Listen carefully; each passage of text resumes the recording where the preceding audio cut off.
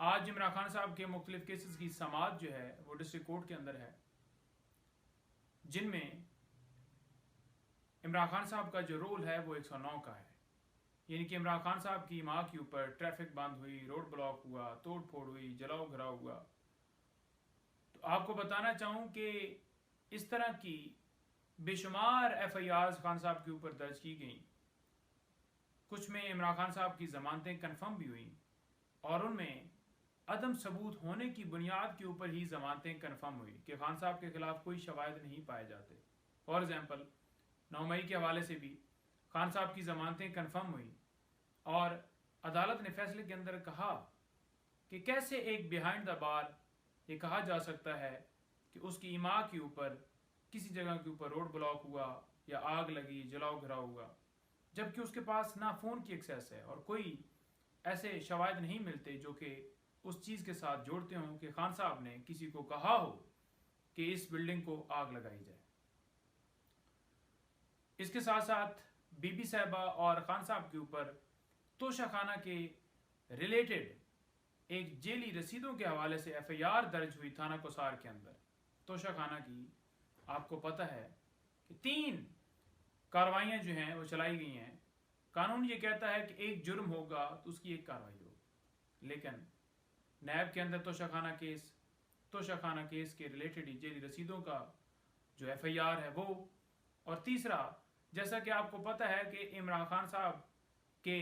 خلاف election commission نے جو فیصلہ دیا تھا کہ کمپلینٹ فائل کی جائے اور خان صاحب کو سزا ہوئی، وہ سزا تو سسپینڈ ہوگی، اسی میں عمران خان صاحب کو اریسٹ کیا گیا تھا. تو یہ 3 کاروائیاں خان صاحب کے خلاف جو ہیں وہ چلائی گئیں. تو یہاں پر نہ قانون ہے نہ آئین ہے، کیونکہ نام عمران خان صاحب ہے اور جس جگہ کے اوپر شریف لگ جاتا ہے وہ قانون سے اوپر ہو جاتا ہے. اس کے ساتھ ساتھ قدرت اللہ صاحب کے پاس عدت کے دوران نکاح کا کیس، پہلے وہ پلانٹڈ مفتی سعید صاحب کو لانچ کیا گیا اور آپ کے سامنے ہے کہ اس کے اندر جو گواہ تھے، جو وکیل تھے، وہ ساری ایک سوچی سمجھی سازش کے تحت یہ کمپلینٹ فائل کی گئی. اسی طرح سے اس کے اندر وہ جو کمپلینٹ جو ہے وہ واپس لی گئی اور دوبارہ ایک نئے بندے کے ذریعے جس کا نام ہے خاور مانکا، اس کے ذریعے یہ کمپلینٹ دوبارہ فائل کی گئی. صرف اور صرف مقصد کیا ہے کہ عمران خان صاحب کے اوپر یہ الزام لگانا مورلی طور پر اور ایک ایلیگیشن لگا کے کہ خان صاحب اس طرح کا کردار کشی کر کے ان کے اوپر یہ ثابت کرنا تاکہ جتنا کیچڑ ہو سکے وہ خان صاحب یا ان کی فیملی کے اوپر اچھالا جا سکے. جیسا کہ آپ کو پتہ ہے کہ سابقہ خاتون اول بشرا بی بی صاحبہ نے بڑا واضح طور پر ایک انٹرویو کے درمیان بھی یہ بتایا تھا کہ میرے جو سابق شوہر ہیں، میں نے وہاں ہی اپنی عدت جو ہے اس کا ٹائم پیریڈ پورا کر لیا تھا. تو لہٰذا یہ ایک من گھڑت کہانی ہے جس کے پیچھے آپ کو پتہ ہے جو محرکات ہیں، جو لوگ ہیں جو بینیفٹ لینا چاہتے ہیں اور وہ سیاست میں اس حد تک گر چکے ہیں کہ